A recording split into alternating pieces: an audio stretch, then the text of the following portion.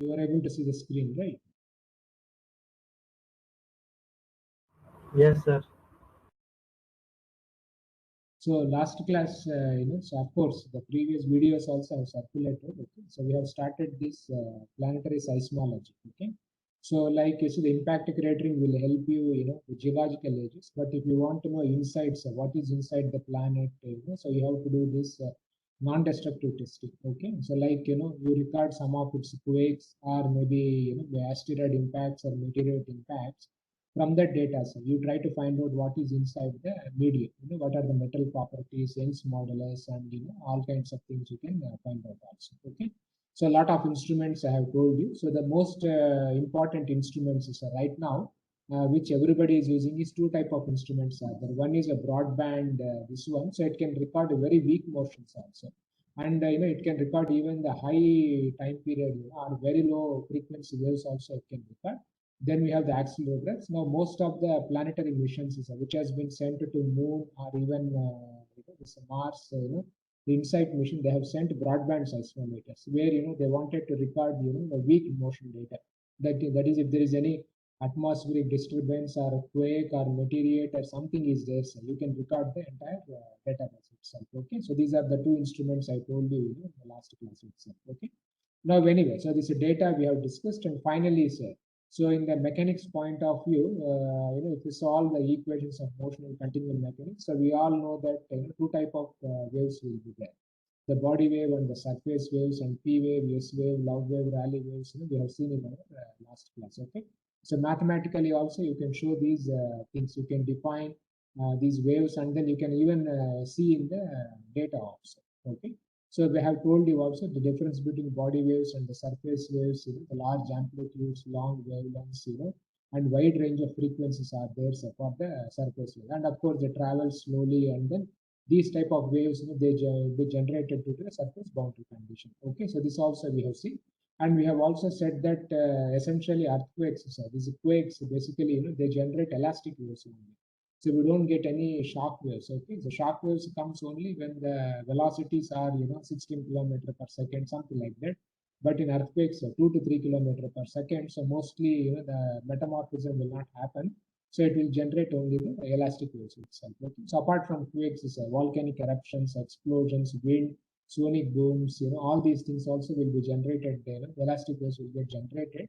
So when we are sending instruments, Mars, you will see InSight mission, lot of wind data that also has been recorded by this instrument itself. Okay. So this we have said, and of course the modes of vibration we have seen. P wave means same direction things are moving, and you can easily observe these things in the seismograph. Okay, the first arrival things will be this P wave itself. Okay, so then you will have this S wave, and then the Rayleigh waves and love waves will come at a later stage. Okay. So this also we have seen the modes of vibration, the mode shape also. So you can easily find out all these features in the the seismographs itself. Then the Rayleigh waves, they will have this type of elliptical motion itself, and these type of waves you can see only on the surface. Okay, we don't see as the depth increases. These waves will not be there at all. Only P and S waves only will be there. So these are how they look like. And then among in the surface waves, among these Rayleigh and love waves are much faster than the Rayleigh waves. Their velocities are high. So this also we have seen, and you can observe these things in the transverse component. So you have to rotate the data. You can observe all these type of waves in the seismographs. Now, apart from this P wave, S wave, Rayleigh wave, and love waves, there are also other type of waves are there. Coda waves, Stonley waves, so many things are there. But it is very difficult to distinguish them and then to identify them on the seismograph. It is not that possible. And then these people also they write a PP basically. Okay, so PP, the meaning is a P wave reflected as a P wave. Okay, when it encounters a boundary. Then SS, so double S indicates a S wave reflected as a S wave kind of thing. And triple S means S wave which has been reflected two times kind of things also. So a lot of phases are there. Okay? So all these things can be observed in a seismogram itself. So now this is what we said. If you rotate into radial and transverse, you will identify all these features itself. Okay. Now, how do we describe these quakes? The most important thing is how to find out the epicenter. Okay, so where the energy has been released, so this is a very important thing, because if you know the source of occurrences, you can easily identify, where these quakes are occurring, and then maybe at that place, you may have a nearby fault, or maybe some geological things would have been happened also. So we have this hypocenter where the energy gets released, and then if you project it to the surface, we call this as an epicenter, and this depth we call as a focal depth itself. Now, how to find out the where this energy has started. So the epicenter is a very important thing in our planetary seismology, or even in our Earth seismology itself. Okay. So this is how some of you may be knowing, how to they find out the epicenters or whatever. So if I have, this is a focus system, okay, which we don't know. Now this is station one, and then you have two stations basically. So now when earthquake occurs, so this station also, this is a record, then this station also, this is a record. So what generally in Earth, what regularly what people will do is they mark these two things. That is a P wave and then the S wave actually. So now the P wave and then S wave you find out. So you can find out the time difference basically. What time P has come, what time S has come. So this time difference, people find out. And of course, as the distance increases, so then what happens is the time difference between arrival of P wave and S wave also increases actually. Okay.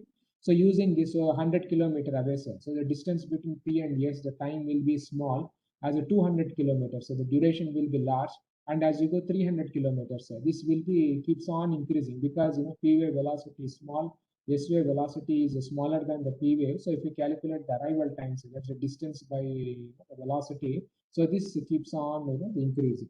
So the thumb rule, what one does is, so there's a distance increasing. So one uses this information, and here's a rule of thumb is 8 times basically. That is generally we know the shear wave velocity, P wave velocity of the rocks on Earth itself. So this duration is 8. So we can easily calculate the distance as 8 times the duration between S to P arrival. So like for example, say, so here P to S, this distance, the durations between P wave arrival, S wave arrival, if it is 5 seconds, say. So 5 into 8, 40 kilometers basically. Now here if it is a 20 set, so 20 into 8, 160 kilometer, like that we can estimate the distance as well. But now to estimate this one set, so now this is how the same thing I'm just showing, like this is your x-axis is a distance basically from the epicenter, y-axis is your time history set. So this is a P wave arrival and this is a S wave arrival. So if you mark, like at 2000 kilometer or 50,000 kilometer distance or 1500 kilometers, so the distance, the duration is 3 minutes interval. Now what some 5000 or 5500, you have 8-minute interval, then 11-minute intervals. So this you can easily find out from the seismographs. Okay. So these curves are also known as travel time curves, which are widely used in our to find out the epicenters. So this multiplied by 8 times, so you find out, and then so this is what they call as the travel time curves also. The arrival times of P waves, S waves is very well known for our Earth itself. So now what one does is, let us say the station SOTS, okay? So SP, the duration is 18.77. You multiply by 8 times, so approximately we'll get 168.3. And if it is Moss station, so duration is 22.7. So you multiply by 8, you will get this distance, you will get this distance. So now among these three stations, so you draw a circle, so because station as your center, and distance is, this 168.3, so for SOTS, you draw this one, you draw this thing, you draw this thing, and then the intersecting point, so that will give you the epicenter. Okay, this is essentially in surveying, we try to do this a triangulation procedure kind of a thing. So to find out the epicenters right now on Earth, okay, so one uses a minimum 3 stations. Okay, so using these 3 stations data, so you can exactly locate the epicenter from where these waves have been originated also. So this you can do very easily on Earth, okay? And the Earth we have a lot of instruments, so one can easily find out the epicenters. But when you are doing the planetary explorations, we have a challenge is we don't have the luxury of sending, the instruments actually, that many instruments on other planets, okay? So like if you see the Mars, the recent InSight mission, so they were able to send only one seismograph only. And even in our Chandrayaan-3 say, so there is only one seismograph is, they are going to put up in the moon itself. So now the challenge is with one seismogram itself, we should be able to find out the epicenter. And another challenge is for moon and Mars, so we don't know the metal properties also, like what is inside, how much is the crustal thickness. what is the shear wave velocity, what type of a core it has, whether it's a liquid core or a solid core. We don't have any of these ideas itself, So the challenge is with only one instrument data set, you should be able to identify the epicenter also, and you also should be able to identify, the metal properties, So both these things have to be estimated from this data itself. So this is a very challenge, and right now, people are they have developed some methodologies, and they have used this. And then I will share you that inside data they have located a lot of Mars earthquakes. So generally, the thumb rule is to find out epicenters. Minimum 3 stations are required. But in planetary exploration, you may have to do this with only one station. I will show you the methodology. They use the concept of, the multiple orbit waves actually, okay, and then they try to find out the epicenters also, okay. So this is a concept here. So with one station also you can find out. So like for example, if you see the top one, say earthquake, this is your epicenter and this is my station actually, okay. So as already I told you, if the magnitude is very large, say, like last class I told you, right, what happens when the magnitude is huge? No. So what happens to the vibrations, what did we discuss in the last class? If it is a 9 magnitude, so what happens? The entire entire earth will vibrate. But apart from that, what is another most important thing which we discuss, which we told? Entire earth will vibrate. What is another most important thing? So long period waves are there. So long period waves is different. Okay, long period will be there. But what is another most important thing when the magnitude is large? Whole earth vibrates. But another important thing is, we can know interior of the earth. No, interior of earth is different. What happens? I'm talking about the waves, the vibrations. What happens? The whole earth will vibrate. That's a different issue. Okay. Apart from that, what will happen? No. You see the first figure. See what is happening. These waves. You say what happens? Now, see what is happening here. Now, so suppose if this is an earthquake and this is a station. Okay. So now what is happening to the vibration? Now the vibration will spread actually the entire globe. And then what happens to these waves? Now, the waves travel all around the earth many times. That is the most important thing. Okay, so they travel many times. So like if you see this figure, you can see 3 things are there. You follow. So like this is my station set. So the first wave, so that is what they call as R1 actually, the Rayleigh wave or whatever, it arrives at the station. Then once again what happens, because energy is so large, these waves will travel, whole earth, and then once again it comes to the same station actually. So this they call as R3. Okay. Then once again, it travels once again, and then R5 we followed. So here the whole waves have traveled 3 times actually. So this is what they say, right? Earth will vibrate like a bell kind of thing itself. Now here there are 2 types of, suppose the same station set. When earthquake occurs, waves will travel in this direction also. Waves will travel this direction also. So now if you take a particular station set, the first thing will be R1. Okay, the shortest distance will arrive first, R1. Then the next wave will be not R3. So waves will come from this side also. So this side also waves will travel, and you can see at the station. That is what they call as R2. Okay. Then once again this R1, so this wave it goes back, and then R3 arrives, then R4 arrives, then R5 arrives. Like this, you will be seeing multiple, the surface waves. So these type of waves we call them as multiple orbits actually. Okay, so many orbits, like one cycle, the whole Earth, one set will be there. Then you will see it 2 times, 3 times, 4 times, 5 times, and 6 times. Of course, after some other time, then the waves will die down. But this is how it happens: multiple orbit waves actually. So now for Mars and Moon, say, to find out epicenter, the innovative idea, recently only, these planetary people, they developed this using this concept is of these multiple orbit waves, So with one station itself, you can easily find out the epicenter. So this was innovative thing, which they worked out, for the Mars, the InSight mission. So you can see, so if it is a distance, say, and this is time, okay. So if I take a station at 50, this distance, 50 degrees distance, say. So what happens is, the first R1 comes, then R2 comes, then you will having R3, then R4, then R5, like this, you will see all these type of waves itself. Okay, the multiple surface waves or multiple orbit waves also we see. Okay, so now you can see, I will just show you an animation. This is for the magnitude 9.1 Tohoku earthquake. Okay, so you can just see, okay, the epicenter is here. The blue color indicates, the P waves. The red one indicates, the shear waves actually. So you can see, so blue wave comes, then shear wave comes, and then once again, you will see variety of waves. So this is the epicenter. And you can see the seconds here, 15 seconds, 16 seconds, the simulation is, and you can see how these waves are spreading actually. Now you remember the epicenter, and you see 25 seconds, 26 seconds, you can just see what happens.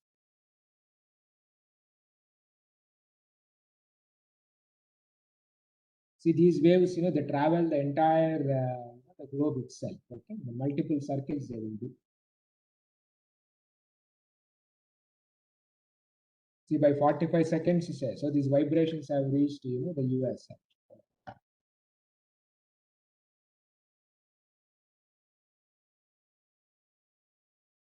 And remember, these red is a shear, blue is a P wave actually. Okay. And you can see Japan is this side, diametrically opposite. You have another this one. The whole globe they are forward, so they are reaching the other side, and then once again, you will see multiple reflections basically. You can say, so this point is diametrically exactly in the sphere. No, opposite to this place is Japan, and this is the other side of the globe essentially. Now you can see. Okay, so once again, these waves they meet once again, and then interferences, all those things will be there, and once again they split up.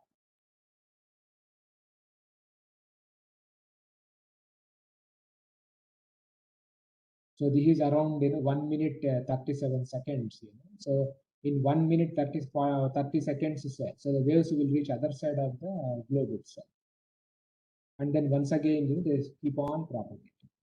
The amplitudes will be very small, but still you will see these waves itself.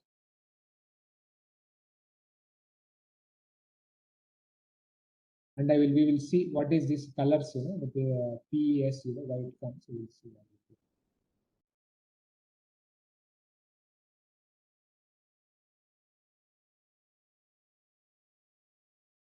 So you can see some of the waves, they are coming from this side, they are circled, and then they are coming. Then this also you will see the vibration. The whole Earth is vibrating.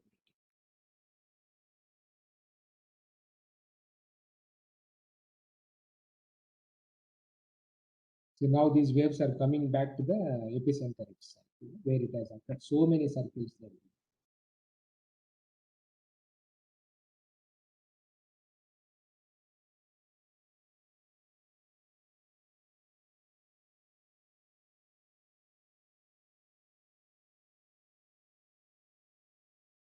So this is a computer simulation, spectrum. Okay? The finite element simulation for this earthquake. Okay? See, you can see the time here. So how much time these waves have come back to the Japan from to the epicenter? Can you read here the time? 3 minutes. Yeah, so 3 minutes. So before 3 minutes, the waves 3 originated at the epicenter. In 3 minutes, they have circled the entire globe, and once again they have reached the epicenter. And once again they are traveling. You can see here, so many waves are generated once again, And of course, their amplitudes will be very small. So this computer simulation has been done only up to 3 minutes 13 seconds only. So if you do the simulations, then you can see, they will be traveling, so much time basically. Okay. Now, these also the same animation, but without rotating the globe. You can see here once again. Okay, so this is epicenter here. Okay. So now the globe is not rotating. So now you can see how the waves, so they start at 0 seconds. So they're spreading, and then the multiple reflections.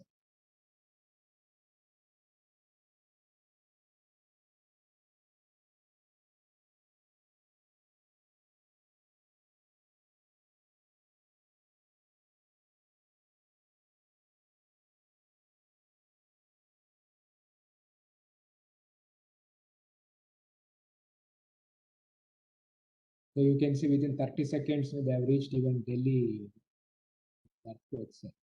But of course, amplitude will be very small because of the damping of the material. Now you can see this number. Now the waves have gone forward. So from the Japan, now they will go to the other side of the globe, and then they reflect back, and then they keep on traveling 5 to 6 times, until they die down. So you can see Once again, they start coming back.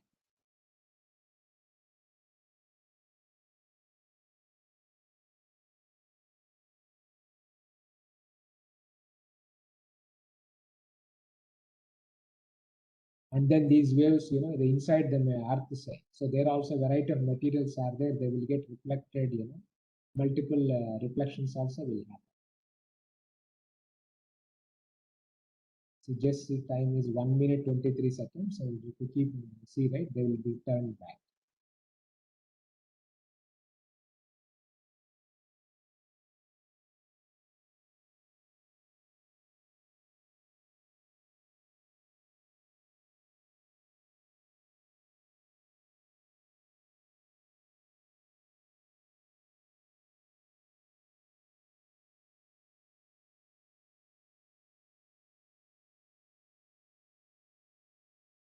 So you can see now the waves have started coming back. Of course, from inside the earth also, slowly these waves are coming towards the earth. Of course, their amplitudes are very small.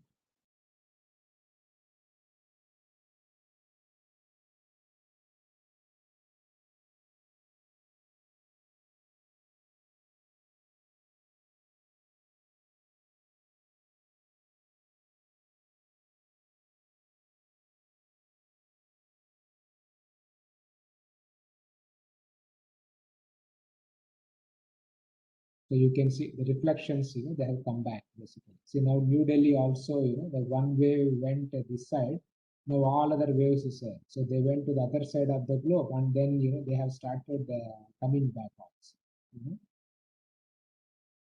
And then once again they interfere, once again they have a reflection, and then once again they travel.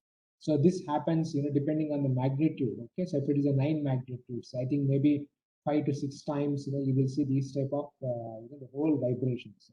Suppose if it is a small magnitude, sir, you may not see multiple things, and then of course energy will be very small. So you can see by 3 minutes, sir. So once again they have come back, and then they reflect, and then so this keeps on going. So that's why they say the earth rings like a bell kind of thing, whenever there is a large magnitude earthquake itself. Okay, so this all of you have to know. So now once again they have started. Okay, so this happens several times before they die down. Okay, so this is how the animation it looks like.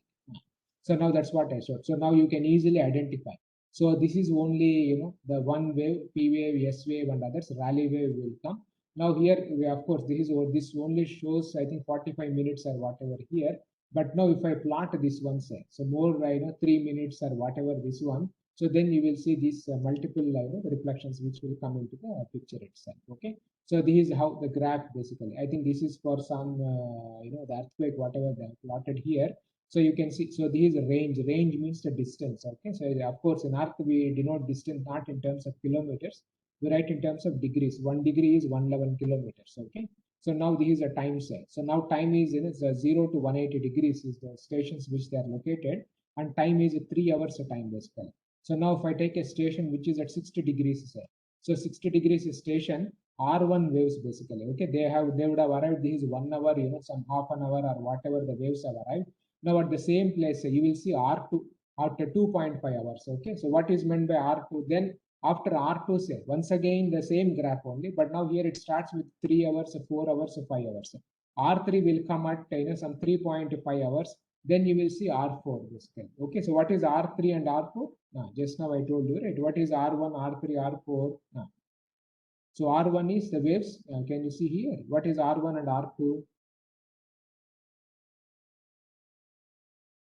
The R1 waves moves from the earthquake source to the other place. R1 is a direct waves, okay, which comes from the station. R2 is also direct waves which come from the epicenter, but from the other side of the earth actually. Then R3 means the waves which are circled once, and then once again they are coming to the station.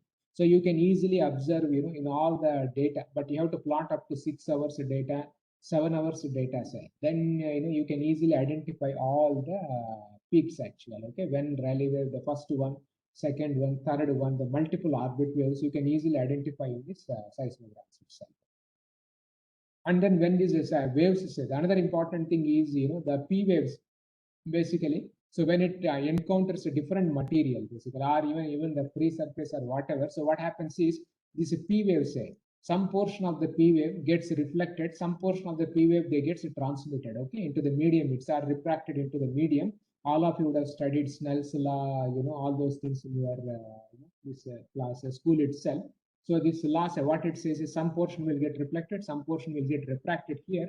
But in earthquakes, what the most important thing, what happens is this P wave, say, some portion of the P wave will get reflected as a shear wave also. That means a P wave is getting converted into shear wave, okay? So shear wave, and some portion of the P wave also gets refracted as a shear wave also. So like, a P wave, say, getting converted into a S wave. So this also will happen. Not only this one, like if you are having a shear wave, say, the shear wave also, it will get reflected as a P also, and it also will get reflected as a, the P wave itself, okay? So now, so the incident wave is a P say, but still you can have a shear wave also due to the this boundary, when you encounter a boundary of different material. So what do you call this one, like a P wave getting converted into a shear wave, say? So anyone of you know that name? Like the normal stress is getting converted into a shear stress. The shear stress is getting converted into a normal stress. Okay, so what do you call this phenomenon? No. So any of you remember the terminology, like a P wave getting converted into a S wave, S wave getting converted into a P wave. Yeah.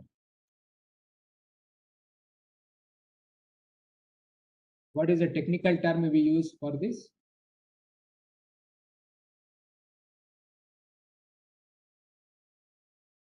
So if you don't have, so this is what generally we call as the mode conversion. Okay, so the mode conversion we say, like a normal stress getting converted into a shear, the shear getting converted into a P wave. So this happens. So this is what we call as the mode conversion basically. Okay, so P mode is getting converted into shear mode also.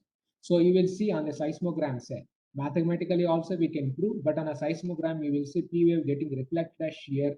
All these kinds of features also you can see in the seismogram.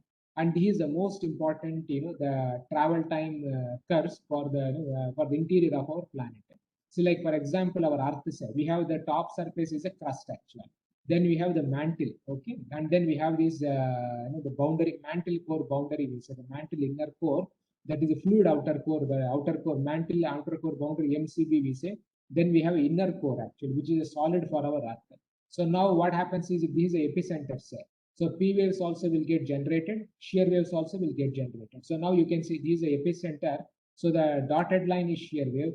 This solid line is a P wave basically. So now you can see this wave say. So the P wave, it gets to the core mantle boundary say, and then it reflects or it refracts as a P wave itself, and then it goes to the solid core boundary say. And once again, it reflects as a P wave. Then it travels like this and like this. We call this as a PKIKP. Okay. So K stands for the outer core, and I stands for the inner core actually. Okay, so this is how the terminated here is. So now you can see, so P wave, so this is a P, so it has traveled inside the outer core. So that means PK, that is the meaning, and this also entered the inner core also. That means PKI. Now once again from the inner core, so it has come to the fluid outer core, and then once again it has emerged as a P wave. So this is what we call as a PKIKP. So this is a phase, that to find out. Now PP cell, PP means a P wave getting reflected as a P wave itself. Okay, so that means a PP. Then SP means a shear wave which has got reflected as a P wave. So this we call as SP. Then SS cell, SS means a shear wave which is reflected as a shear wave. So we call this as SP. And PP means a shear wave, P wave reflected as a P wave itself. Okay, so these are all variety of things will be there itself. So now, this can you tell what is a PK? See, SKKP. So what is the meaning of this SKKP? You can trace it also nicely. See, SKKP, what does it tells you? So shear wave traveling into the fluid outer core, then See here, this is if you trace here, up to here, then here, and then it here actually. So now what was initially? What type of wave was there initially? So initially it was what type of wave? No. Shear wave. Initially it was shear wave. Now what has happened to the shear wave? No. So this one, it entered here. No. So what has happened? Converted into P wave. It converted into a P wave, but yes, KKP. But how this conversion happened? It converted into a P wave where it has been converted into a P wave, which is the region. Outer core. In the outer core. So outer core means K. You followed. SK means shear wave converted into P wave only. K, that is outer core. And then what has happened here? Up to here it has come. Now after this, what has happened? Once again it got refracted. Some portion get reflected, one portion get reflected. So once again it became another refraction in the outer core. That's why SKK. Then after this one, so now what has happened? Finally, which wave has emerged here? So it has emerged as initial, it was a dotted line, but finally what has happened? It has emerged as a solid line. So that means, so what is, now you tell me what is the meaning of SKKP?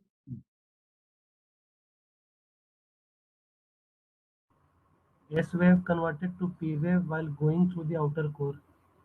By going through the outer core, how many times? 2 times. 2 times K, that's why SK. Now here you can see there is one more SKP is there. So SKP means, see this wave path, if you see here tracing, it goes to here, then it goes to here, it goes to here. So originally it was S wave. Now what SKP means?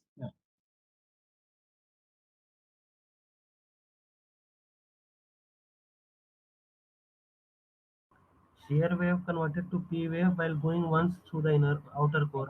Once the outer core, excellent. So that is how we have to identify.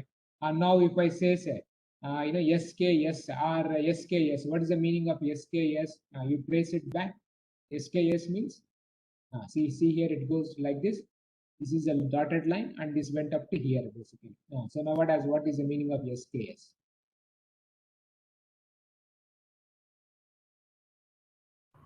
Shear wave comes out as a shear wave while going once through the outer core.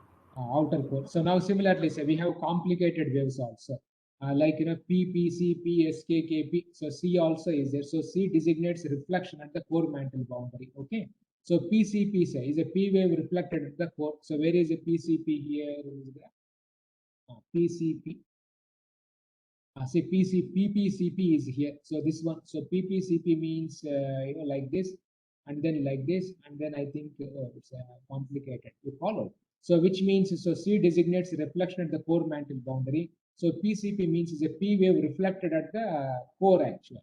And then PCS, a P wave reflected as S. K and I denotes the outer core, inner core. And small I designates a reflection basically. So there is a reflection as well as reflection is there. So this is what, so PKIKP. So this means a P wave which travels to the mantle, outer core, inner core. Now PKJKP, which travels as S through the inner core, has also like you can see here. Okay, so where is this PKJKP? So PKJKP here.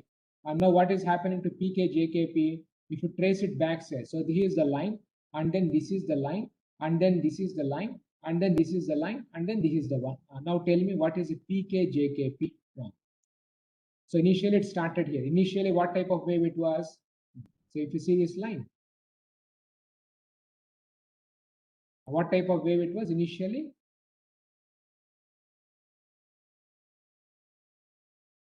P wave. P wave. Then what it happened? It has passed through the outer core. Outer core. Sorry, it has passed through the outer core. Then what has happened in the solid inner core? What has happened here? Dotted line is there. Now what has happened in the solid inner core? Converted to shear wave. It converted to shear wave. Now it came here. Now when it passed from the solid inner core to the fluid outer core, so what has happened here at this point? Back to P wave. Once again it got converted into P wave. Then it came as a P wave. Then once again it was a P wave. That's why they say that PKJKP. So this is J say it indicates the shear wave in the inner core. Now one question I will ask you, whether the shear waves will be there in the fluid outer core. In this region, whether any dotted lines are you seeing? No, sir. Now why? So because shear waves cannot travel through it. Fantastic. So they cannot propagate in the fluid, but in the inner core they travel actually, solid inner core. So now this is what they call as the ray tracing basically. So what people do is, once you see a seismogram like this is so they try to trace all the waves. What is this? Like you can see SKS. So what is the meaning of SKS? Just now I told you, right? What is the meaning of SKS?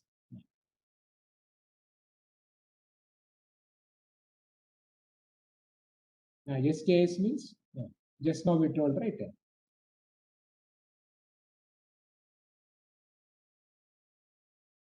What is SKS? Shear wave or shear Shear wave wave. converted to shear wave while going through outer core. Going through the outer core. So you can easily identify all these features on a seismogram very nicely, knowing of course. So now, so these waves are extremely important, to find out what is the internal structure of a planet actually. Now you, by looking at this graph, so you tell me if I want to know the information about solid inner core, now I want to find out for Moon or Earth or Mars, I want to find out whether the inner core is solid or not, okay? Or I want to find out what are the metal properties of the inner core of a planet cell, which is the most important wave for you, which will give you that information. Tell me whether SK, KKS or SK pair, what is that you are looking for to find out the internal the metal property of the inner core, which wave will tell you the information about the inner core. So shear wave will do. No, look at this and tell me which one, PK, IKP or SSS, which is the one which will give you.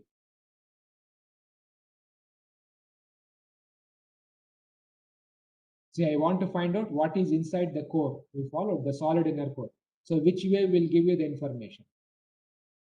So shear wave will do information. Which one? You tell me. In this graph I have plotted, right? PP, SP, SS, PP, PPS. Among these combinations, which one will give you that information? Sir, See, now if I PK, say PP will give you information. PP. So PK, JKP. PK, JKP, because these waves only will propagate through the solid inner core. You follow? Suppose if I say PPC, PS, KKP, so this one, it will not give information about the solid inner core at all because these waves are not passing through the solid inner core. So this PPC, SKKP, this will give you information about, the fluid outer core. But the inner core, it will not give any type of information. Or if I want to find out solid inner core cell, you can find out from PKJKP, or you can also find out from PKIKP also. You follow? So these waves, if you can identify these waves, and then by knowing their arrival times or whatever things, you can trace back, and then you can find out, the metal property of the solid inner core. You follow? So this is a very, very important thing in the planetary seismology. So now once you have an instrument, so from these instruments, it is very difficult to identify these phases. Okay, by experience only one will learn. So you should be able to identify all these phases. Okay, so then you can easily find out, the metal properties, or you can identify what is inside your that the core of the planet, liquid or solid or other things can be estimated from this data sets itself. So these are very important thing which we try to do in the planetary seismology. Okay, the fundamental thing. Okay. So you should be able to identify these waves. Then only you can do this one itself. So now for Earth, the good thing for Earth is the whole Earth is instrumented. You follow. So this is what we call as a global seismograph network. I think so many stations are getting operated. So these black, blue stars. So they are all maintained by IRIS. That is a US. This one. So funding comes there. So the whole Earth, like these are IRIS, IDA stations. So many stations are there. Apart from this, so the whole globe is instrumented. Okay. So if there is any earthquake, so you can easily get the data from all the stations, and then from the data, so you can plot these type of graphs. Okay, R1, R2, R3, R4, SS, SSS, S4. You can identify all the phases, and then you can go back and construct, the velocity models or what is inside the Earth, and so much of things can be done. So people have tried, like using the data set. See, these are recorded data, So you take a continuum mechanics, that finite element simulation models, you assume some metal properties, then you simulate, and then you fit with the data, or you do iterative fashion, the inverse problem, which I told you in the last class. So you do these type of simulations, and then you will find out, the internal structure of Earth actually, what is there, what is not there. You can easily identify all these features itself. So of course this has been done even for the Mars, the Moon, and others. Of course we don't have the data, but people have tried to build some assumptions, some estimates or something like that. Like right now also we don't know in the moon what is inside the moon, whether it is a solid core or whether it's a liquid core or even in Mars is there. But some computational models have been built up actually for these planets. And now recently that InSight mission met. Now once the data is coming, so then these models can be improved still further. So what we do is, these phase velocities are in the dispersion algorithms we use, like, so if you have a data set like this, so this is our data set. So that seismogram here. So now so many waves are there. Okay. So now to find out all these waves, what one does is, the filtering actually. So you can do a filter and then you can add. So all these waves will have, they will vibrate at a particular frequency. So you can filter this data. You can using a Fourier, transform and others. So you can get this. So from original data is this one. Okay. So you filter this 14.5 seconds, 19 seconds, 28 seconds, 51, 109 seconds. So you can get all these this one, and you can easily identify the distance between the peaks. That itself will give you the velocities, and then you can easily construct this phase velocity, the curves itself, the velocities or whatever this one. Okay. So you can see what it says is the long period waves, they travel at a faster velocity compared to this, the short period, the waves itself. Okay, that's what one easily can do. You can easily get these informations also.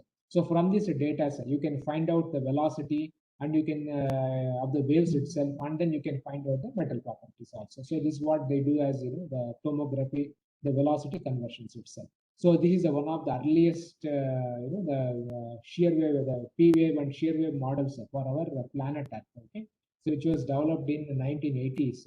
They call this as a frame model, which is a preliminary reference Earth model actually. Okay, so this and they, of course, they have assumed the whole Earth as a sphere, and they assume that metal properties vary only with respect to depth, and they have identified these features itself. Okay, so this is a P wave velocity, this is a shear wave velocity.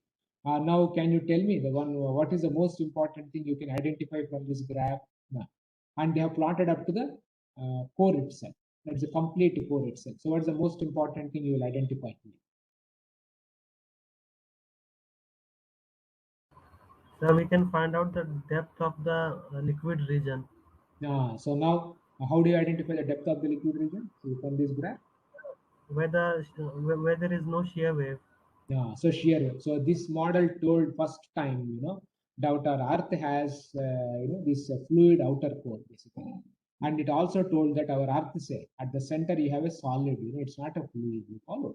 So this is a very very important piece of information, which we got from the this data set itself, which was done by this Harvard, the scientists that Zivensky and then D.L. Anderson. So they are the pioneers, who first developed, gave this, the velocity model for our planet Earth, and they established, that outer core is fluid, and all these things came from this fundamental model itself.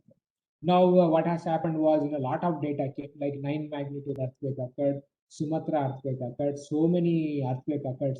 So now the advantage of this large magnitude earthquakes is, the whole Earth will vibrate 2 times, 3 times. These waves will travel 4 times, 5 times around the Earth actually. So now, because you are having plenty of data, so now people have improved these models. Now this is only one-dimensional model. So assuming that metal properties vary only with respect to that. So in India also the same, in US also it is same like that. The homogeneous kind of thing was there. So now people have gone further. They have established even the 3D variations also.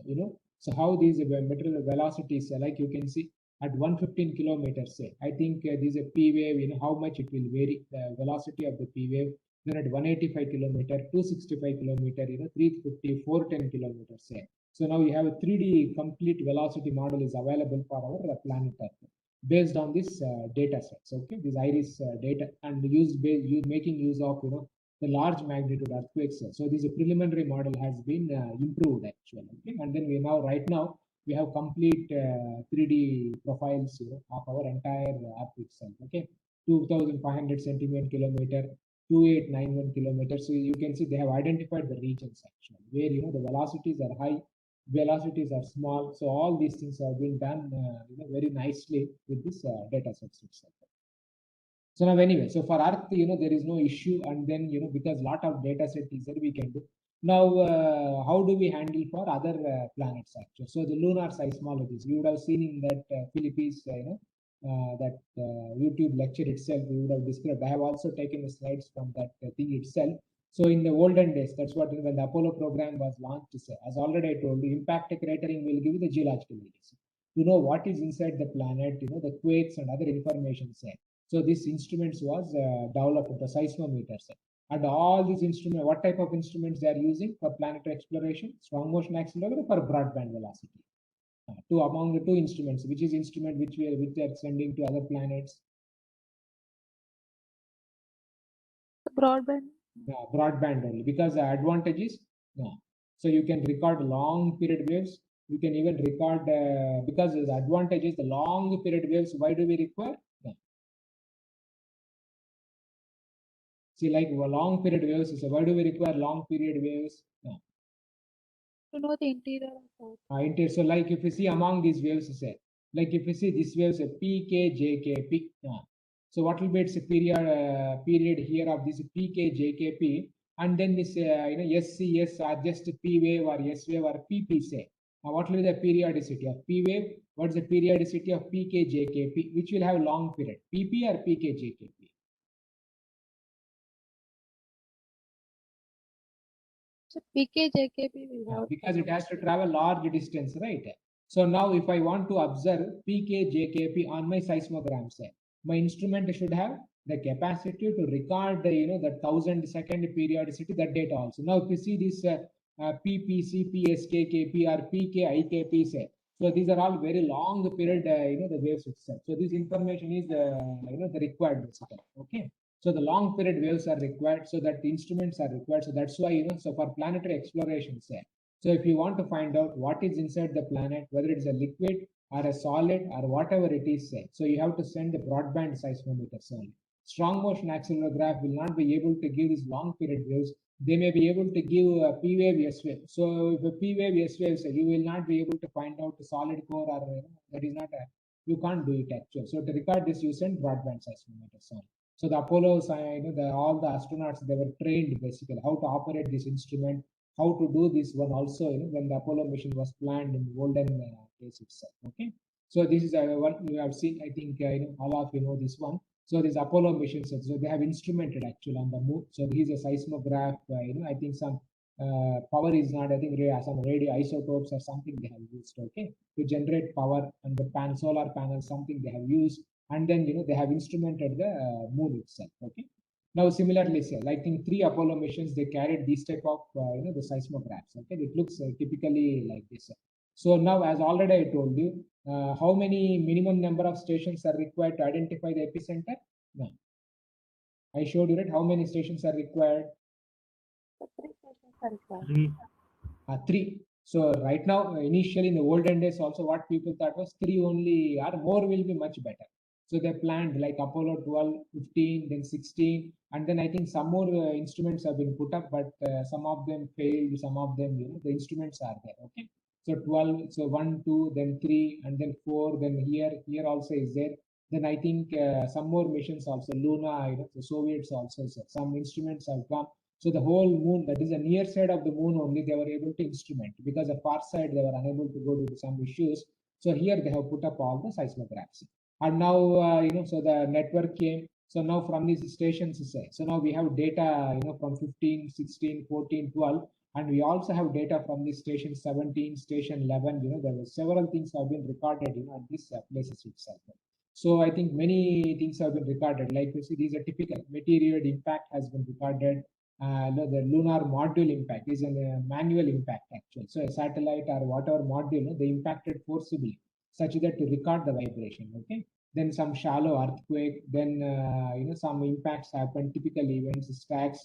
So much of data has been recorded on moon. I think huge databases are there. Okay. And then using these data sets, so they even carried out the epicenter of the earthquake, what depth it has occurred, then what is inside the moon also, like identifying those ray tracing, which I already showed you. So they had, I think they classified. So some of them, they were basically due to deep moonquakes, shallow moonquakes, and of course now this data once again, people are looking at it, to understand what this data it is, and what information it has. But people have like published actual deep moonquakes, shallow moonquakes, meteorite impacts, all the data sets they were able to record itself. Okay. So much. So this is how the epicenters are there. So this is what they said. So these are the stations, the triangles, Apollo, this one, these are the triangles. Now they have been able to record, I think, the red stars say. They said they are all the deep events actually, some 700 kilometers like that, the quakes have occurred. Then 8 shallow event, that's a black stars actually. And then 19 meteorite impacts, that's a black circle. So there was a meteorite impact also has been recorded. Then 8 artificial impacts, that's the orange circles. Artificial means they themselves crashed a lander or whatever on the moon, and then they recorded this data sets also. Okay, so this information has been done, and for the moon, at least we have some amount of data to know the internal structure of the moon itself. So using this data set, people like the scientists, they have convert. I showed you right this travel time curves actually. P wave, S wave, arrival times. They tried to find out, and they were able to find out what is the shear wave velocity, what is the P wave velocity, Rayleigh wave velocity. They filtered this data, and the dispersion has been done. And finally, they were able to get the one-dimensional some simple profiles. What is inside the planet itself. So these are typical things to do the inverse problem. So the location of the earthquake or location of the moonquake, then the velocity model say. So using some 319 data, among all the data they have used, and then they estimated these numbers actually. So there is a typical algorithm they use, So they will. So it is an inverse problem. It is not a forward problem. So the problem here is much more complex because you don't know the metal properties also, and you don't know the place from where these waves have been arising. Okay, that is the epicenter the focus is also not known. So initially, they assume some metal properties, and then they model it, and then from the Rayleigh wave data, so they do that phase inversion, the tomography. They once again they calculate and they get these preliminary velocity models. Once the preliminary velocity model is there, so now that 8 into TP minus TS, that type of formula they used to use, they find out the epicenter, and then they recalculate actually the entire procedure, iterative kind of a thing. So they were able to derive the database. Like these are the steps, the stage 1, stage 2 you follow. So the blue boxes set. So these are blue ones. So the first thing is once you have the data set, okay.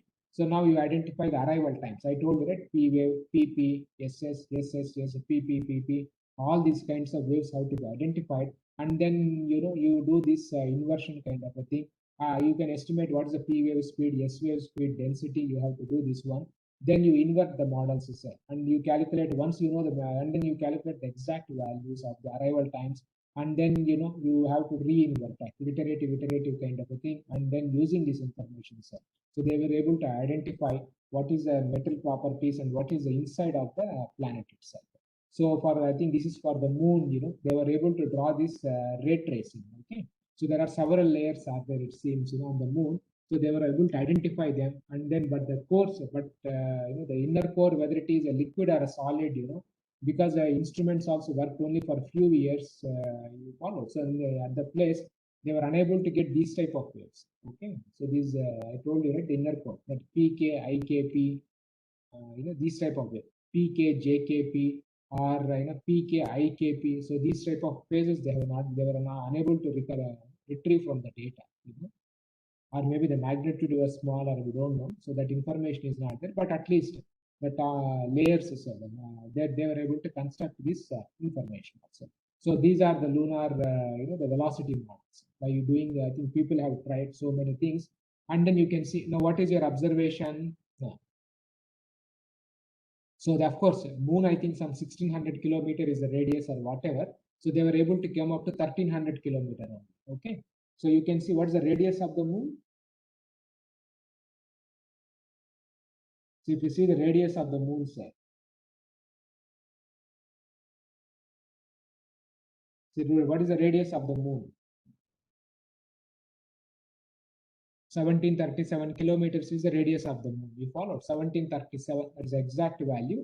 Now here they were able to retrieve up to how much depth? Can you read this figure? How much depth they were able to see? 1300. So from 1300 to 1700, say, you don't know. You follow. That is not known. And now by looking at this 1300 kilometers, so what is your comment? Of course, several people have tried different methods. What is your comment? Like when you look at this data, these are P wave velocity. These are shear wave velocity. You follow P and S. Now tell me what is your observation here?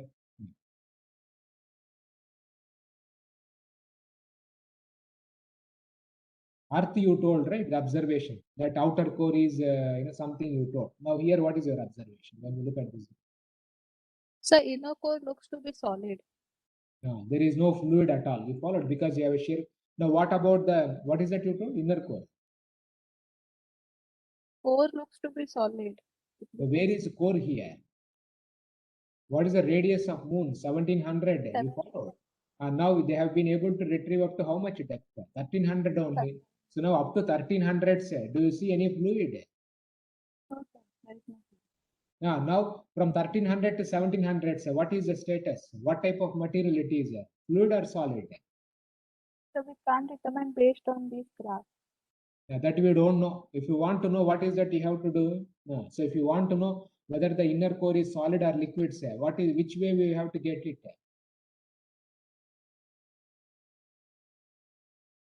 Which way we have to get it? You remember this graph? Which way we have to get? So we need to get shear wave. Which wave?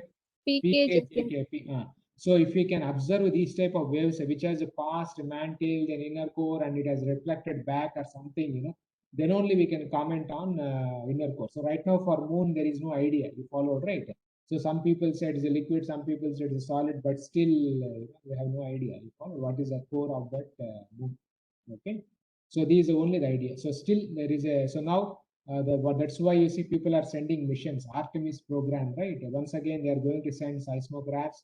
Then Chandrayaan 3 is also going, so there has to be a huge impact or a huge moonquake which will generate waves, and these waves have to travel to the core, and then that has to be recorded by your instrument, and then only we can comment on what type of core you see the moon has actually. Okay, so this is a challenge, the planetary explorations. So, but of course, from the gravity data set, okay. So when the gravity is, too high, what happens? So the gravity data also in the instruments are there. You follow. So the gravity is very high. So what it tells you? The crustal thicknesses can be found out. The huge density is at the material. So the crustal thicknesses and other things. Crust means only the top layer. You follow. So the top layer thicknesses are known very nicely from the gravity meter that Grail went, the programs, the gravity or whatever the Grail program, the 3D crust maps are available, and only up to 1300 kilometer only we have the information basically. Before from 1300 to 1737 till that is people they are making guesses, but we don't know what is exactly is that information. Okay. So anyway, this is our understanding actually of the moon. So right now, okay. So what they say is there is a thin primary crust. Then we have a deep quakes are there.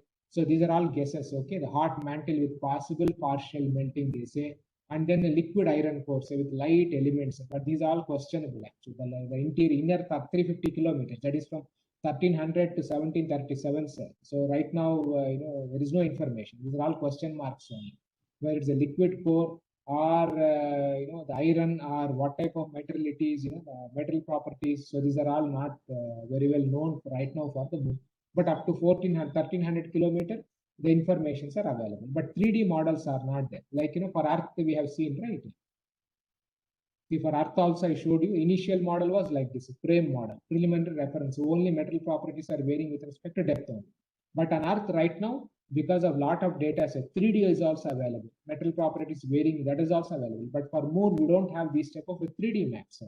Because of course the data has to be more amount of data. But for Moon, what we know is this much information only we know. That is just the one-dimensional velocity model, nothing else actually. Now another important thing can you observe here? So what is another most important thing can you observe in the surface?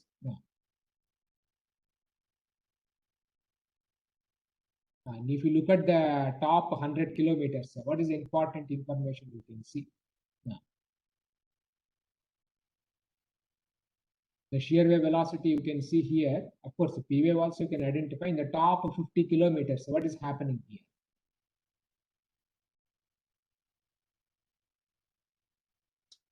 Now, what is another important information? Tell me. Observation. The surface is almost same material. Surface is the same material. Surface? The same material properties are found up to. No, what same material? This is with respect to depth. Now, what is happening at 50-kilometer depth? See, suddenly at 50-kilometer, what is the velocity at the surface at 0-kilometer depth? What is the velocity? Can you read this here?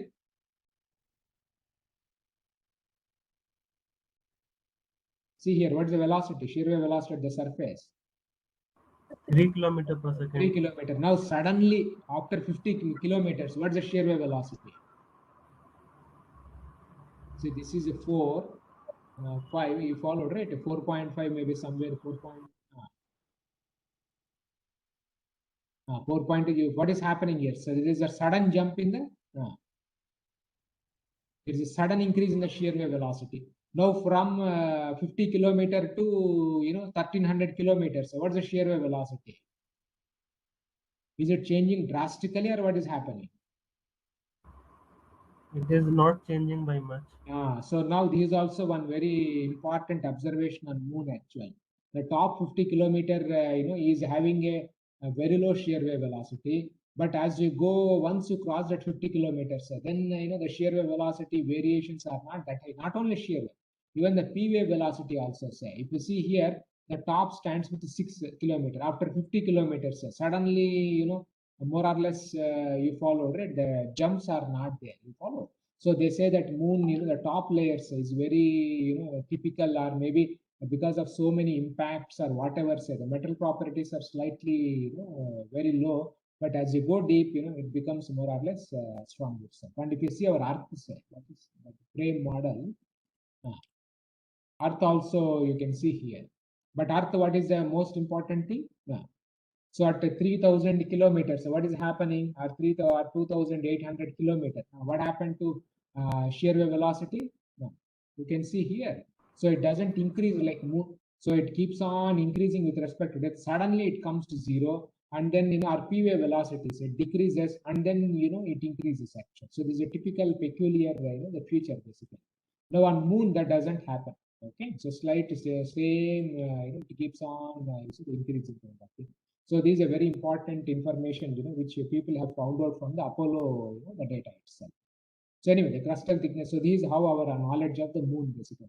So right now, if somebody asks you, sir, the core of the Moon, whether it is a liquid or a solid or what it is, we don't know, no idea actually, because that PK, IKP or that type of waves have not been recorded. Or if you can get information, sir, then maybe we will be able to identify these things itself. Okay. And now for Mars, so Mars, of course, we don't now only, that InSight mission went, now only the data has come. Now people have started, the publishing papers actually, okay, which has appeared in Nature and JGR and other journals also. So these are some preliminary models actually, which was built, the previously, okay. So Mars, now you can see here, of course, this normalized radius has been plotted here. So for Mars, what is the shear wave velocity? What is the thing you can observe here? Yeah. You comment on Mars?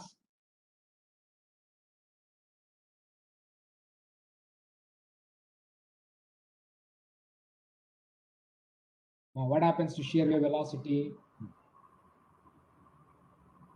Sir, there is a liquid region in Mars. Liquid region, but this is a proposal. You understand? It is not the final one. So this is what people have tried. But right now, only InSight mission people are modeling. We follow. So it is not fixed structure. So this is one assumption they did, and then they simulated also the computer, finite elements and other things. They did it and they simulated to just have an idea how the Mars waves looks like before the InSight mission. Okay. So then they modeled, how these waves travel, say, P wave, S wave. So these are all theoretically computed only, okay? But these now people are trying to calibrate. But another main challenge for Mars is, like Apollo means, at least 3-4 stations was there. But Mars, only one instrument is an InSight mission. You follow. So with only one instrument only, you have to calibrate it. And Mars is a huge planet. With one instrument, calibrating the entire thing is challenging thing itself, but there is no other option. Okay, so that's also people are trying right now. So the Mars, they have tried with 1D velocity model, 3D velocity model, 1D crust, 3D crust, how the waves looks like, so the computational. So people have tried variety you follow. So these type of models itself, and the topography and other things also people have tried. So anyway, so in planetary seismology, sir, now our Earth, when it was started, you see, So it was like 18 Earth. He was a huge instrument. Then Moon they tried 4 to 5 seismometers.